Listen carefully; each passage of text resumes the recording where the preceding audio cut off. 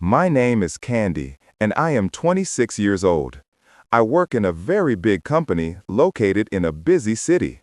Every day I go to my job as an employee there. My life is simple, and I like things to be quiet and easy. I do not like a lot of excitement. I do not have a lot of money, but I always make sure my clothes are clean. I like to look neat and tidy. I do not wear fancy clothes because simple clothes are best for me. Some people say I am pretty, which I hear sometimes. But I do not like it when people pay too much attention to me, as it makes me feel uncomfortable. When I walk through the office, some men often look at me for a long time. This makes me feel tired. I just want to do my work, finish my tasks, and then go home to have a peaceful evening. I do not want any problems or special attention at work. My job is important to me, and I want to do it well. My boss's name is Henry.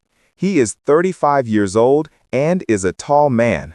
He always wears nice suits that are clean and look expensive. Henry is usually a very serious man who does not smile much. He talks about work in a serious way, but sometimes he smiles at me.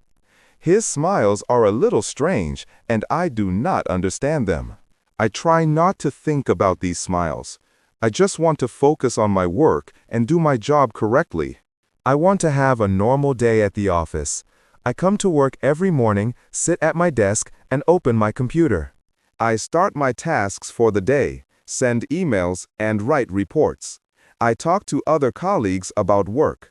I try to be friendly, but not too friendly, as I keep a professional distance. I believe it is important to separate my personal life from my work life. The office is a place for work, not for personal things. I enjoy my routine because it helps me to feel calm. I want to live a quiet life. I want to work hard and be good at my job. I do not want any extra attention. I just want peace. I want to go home at the end of the day feeling good about my work. I wish for a simple life both inside and outside the office. This is my wish every day. Every day, Henry started to find many reasons to come to my desk. He did not just come once or twice, he came often. He would ask about my work, like a report I was writing or an email I sent. These were small questions, but I felt like they were not the real reason he came. I felt his eyes on me. Sometimes his eyes stayed for a long time, which made me feel uncomfortable. I tried to focus on my computer screen, but I could feel his stare. It made my hands feel cold and my thoughts race. One afternoon, he stood by my desk. He looked at me derisively and said, "Candy, you work very hard here. You always do good work." I looked up at him. He continued, "You deserve more for all your hard work." I smiled and said, "Thank you, Henry." But inside, I did not feel happy. I felt a strange nervousness. His words stayed with me. That night, I could not sleep well. I thought about what he said. His voice, his tone, it kept playing in my mind. Why did he say that? What did he mean by, "You deserve more"? I did not understand his meaning. The next week, something new happened. Henry called me to his office. My heart beat a little faster as I walked there. I thought maybe I did something wrong. When I sat down, he smiled. He said, "Candy, I want to talk about your salary." My nervousness changed to a little happiness. A salary increase would be good. I work hard, and it would help me a lot. He leaned forward a little. "You are one of the best workers in this company," he said. "You do excellent work every day. You truly deserve a raise." I felt happy to hear this. It felt good to be told I was good at my job. But then his eyes changed. They looked softer, not like a boss talking about work. He looked at me for a moment. Then he said, "Maybe we can talk about this more at dinner. We can discuss your new salary there." I did not know what to say. Dinner with my boss was not what I expected. I thought it would be a simple talk in his office. My mind raced. Was this a good idea? I did not want to say no to my boss. It was about my salary after all. I felt confused, but I also felt like I could not refuse him. He was my boss, and he was offering me something good. I just nodded slowly. He smiled again, a different kind of smile. I left his office feeling more confused than happy. I did not want to go to dinner. Henry was my boss, so I felt I had to say yes. I hoped it was only a business dinner just for work. Henry said the restaurant was very nice, by the sea. When I arrived, Henry was already there. He looked different from the office. He wore a casual, smart shirt, not his usual suit. He smiled warmly when he saw me. "You look beautiful tonight, Candy," he said. His words made me feel shy, and my cheeks felt warm. We sat at a table. First, we talked about work and office projects, but soon the conversation changed. It was not about work anymore. Henry started asking about my personal life. He asked about my dreams and what I liked outside of work. I felt unsure what to say. Then he talked about himself. He told me he felt lonely sometimes. He said he worked hard and had little time for a personal life. Hearing this made me feel shy but also special. He said I was different and unique. I wanted to believe his words. I wanted to think he truly meant them. After dinner, Henry asked, "Would you like a drink somewhere else?" I agreed, thinking I would have just one. We went to a quiet bar. One drink became two, and then two drinks became three. Time passed quickly. While we talked and laughed, Henry gently took my hand. His hand felt warm. A small voice in my mind told me to stop. It said this was not right. He was my boss, and this was not professional. But I did not move my hand. I let it stay in his. I felt nervous, a little excited, and very uncertain. I wondered what would happen next as the evening continued. After dinner, we left the restaurant. The night air was cool. Henry asked if I wanted to go to his apartment. He said we could talk more there. I felt unsure, but I said yes. My mind was not clear after the drinks. We walked a short distance. His apartment building was tall and modern. Inside, it was very quiet. We went up in the elevator. When we entered his apartment, I looked around. It was big and clean. I told myself, we are just here to talk. I sat on a sofa. Henry stood near the window. He looked at me for a moment. My heart started to beat a little faster. Then he walked closer and sat next to me. He took my hand. His touch felt warm. He moved very close and looked into my eyes. Then he kissed me. It was a long kiss. I felt many things at once. There was a little fear, but also a strange excitement. My mind was a little cloudy. I did not stop him. That night, I stayed at his apartment. I slept with Henry, my boss. It felt like a dream, but it was real. I did not know what to think. Everything happened so fast. I was confused about my feelings. Was it wrong? Was it right? I could not answer these questions in my head. I just closed my eyes. I woke up very early. The sun was just starting to rise. Henry was still sleeping next to me. I felt strange. I did not know what to do. Soon he opened his eyes. He smiled at me. His smile was soft. He said, "Do not worry, Candy. I will take care of you." These words made me feel a little better. I wanted to believe him. I hoped this meant something good for us. I hoped he really liked me. Later that morning, I went to work. Henry also came to the office. Everything seemed normal.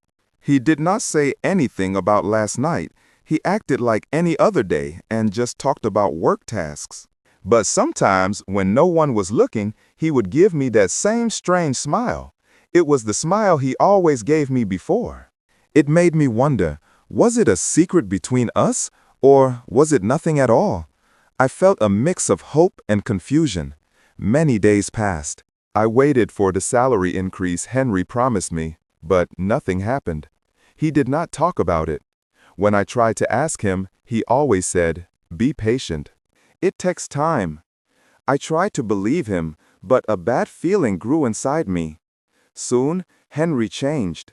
He was not kind anymore. He stopped coming to my desk. He did not smile at me when we met in the hallway. In meetings, he did not look at me. He was very cold, like a stranger. This made me feel very bad. My heart hurt. I thought about everything that happened. I started to understand. He only used me. He did not care about me or the raise. The words he said that night about taking care for me were just words, empty words. I felt angry and sad. I knew I had to talk to him. I wanted to know why he lied to me. Why did he make me believe him? One afternoon, I walked to his office door. My hands were shaking a little. I knocked softly. He looked up from his computer. His face showed no warmth.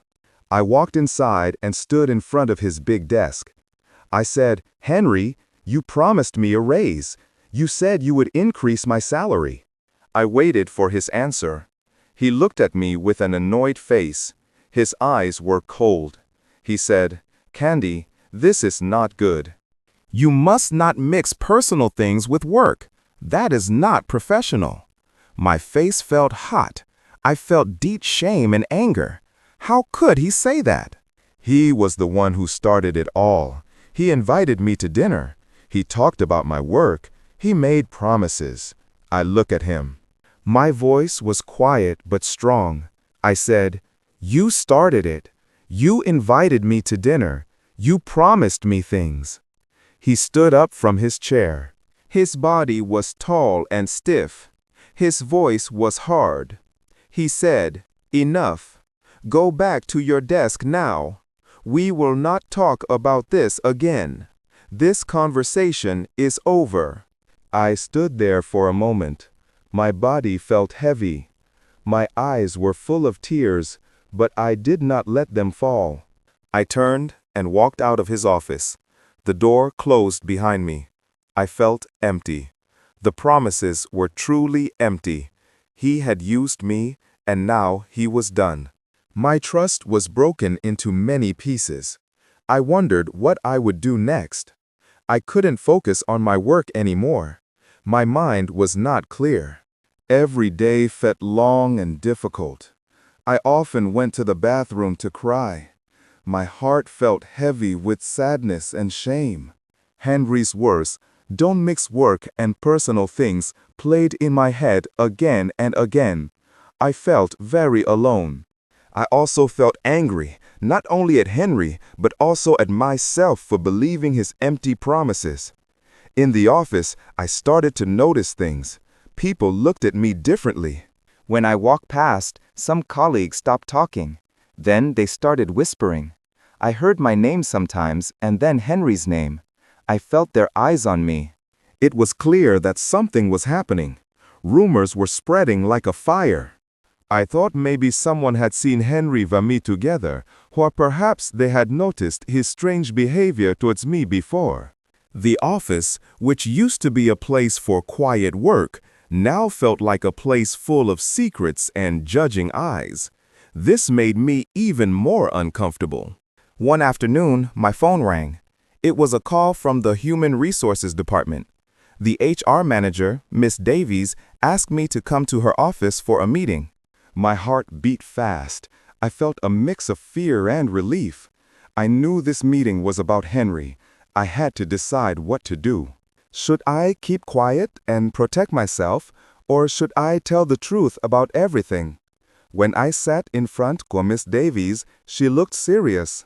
She asked me about my relationship with Henry. She said that some concerns had been raised. For a moment, I wanted to say nothing. I wanted to pretend everything was fine. But then I remembered the promise of a raise. The dinner, the night, and Henry's cold words. I thought about how he had used me and then dismissed me. I took a deep breath. I decided I could not keep silent any longer. It was time for the truth to come out. I told Miss Davies everything. I started from the beginning. I explained how Henry had invited me to dinner, saying it was about a salary increase. I told her how the conversation changed from work to personal matters. I spoke about his compliments and how he made me feel special. I also explained what happened after dinner at his apartment. I told her about his promise to take care of me and how he later denied everything, saying it was unprofessional. It was hard to speak, but I kept going. I wanted her to understand the full story. Miss Davies listened carefully. She wrote notes. After I finished, she told me that the company would start an investigation. She thanked me for being honest. Later, I learned that Henry tried to deny my story. He said I was lying. But the HR team found messages he had sent to me. These messages showed his promises and his interest in me outside of work. The evidence was clear. Because of this, Henry was fired from the company. The truth had finally come out, but I wondered what would happen next for me. After the investigation, Henry was fired from the company. He was gone. But my life did not become easier. In fact, it became much harder for me. My colleagues looked at me in a new way. They did not smile at me like before. Some people talked softly when I walked past their desks. I heard whispers. Some thought I was the reason Henry lost his job. They believed I caused trouble for him. Others called me bad names. They did not say it to my face, but I heard them talking. I felt very small. I felt dirty. It was a terrible feeling every day. Every day at work was difficult. I did not want to go to the office. I just wanted to hide from everyone. A few days passed. Then I received a letter from the company. It was not a good letter. The letter said that the company had to let me go. They told me I could not work there anymore. The reason they gave was to protect the company's image. They said my presence was not good for the company's reputation. I was shocked to read this. I had told the truth, and now I was losing my job too. I packed my things slowly and quietly. My desk was clean in a short time. No one came to say goodbye to me. No one looked at me directly as I left. I left the office building without saying a word. The air outside felt cold, even though it was a warm day. I had no job. I had no future plans after this. When I arrived at my small apartment, I sat down to cry. I cried for many hours. I felt very angry. I was angry at Henry. He had promised me many things. He had lied to me. But I was also angry at myself. I asked myself why I let it happen. Why did I believe him? Why did I not stop it? These questions stayed in my mind for a long time. My job, my good name, my trust in people, it was all gone. But then a new thought came to me. I promised myself something important. I would never let something like this happen again. I would be stronger. I would learn from this difficult time. I would protect myself in the future. This promise was the only thing I had left. 1 month passed after Candy lost her job. It was a difficult time. She felt sad and worried. Finding new work was not easy, but she tried her best every day. She sent many applications and went to several interviews. She hoped for a new start. Finally, she received good news. A different company offered her a position. It was a new start, and she felt a spark of hope. On her first day, she felt nervous, but also excited. This new office was smaller. The people seemed friendly. Her new boss, Miss Evans, was kind and respectful. She talked about work tasks and company goals. She did not make strange comments. Candy felt safe and comfortable here. This was a good change. Candy worked hard at her new job. She wanted to prove her skills. She focused on her tasks and helped her team. Her new boss valued her efforts. Miss Evans often praised Candy for good work. This made Candy feel important and appreciated. It was a different feeling from her previous job. She learned that a workplace should be about work, not personal interests. The difficult experience with Henry taught Candy a very important lesson. She learned about self-respect. Before, she sometimes felt she needed someone else to take care of her. Now she understood she could take care for herself. She learned to trust her own judgment. She learned to say no when something felt wrong. This new strength grew inside her every day. Sometimes, walking in the city, she passed her old office building. She remembered Henry and what happened, but the memories no longer made her feel sad or angry. Instead, she felt strong. She understood the past was a teacher. It showed her what she did not want. It showed her the true value of respect for herself. Lies and false promises were not worth her time. Candy now lived a quiet and happy life. She enjoyed her work. She made new friends. She smiled more often. She was no longer the girl who waited for someone to make her life better. She was a woman who made her own life better. She had learned to protect herself and to stand up for what was right. This new beginning was not just a new job. It was a new Candy. She was strong, independent, and ready for whatever came next. She knew her worth, and that was the most important lesson of all.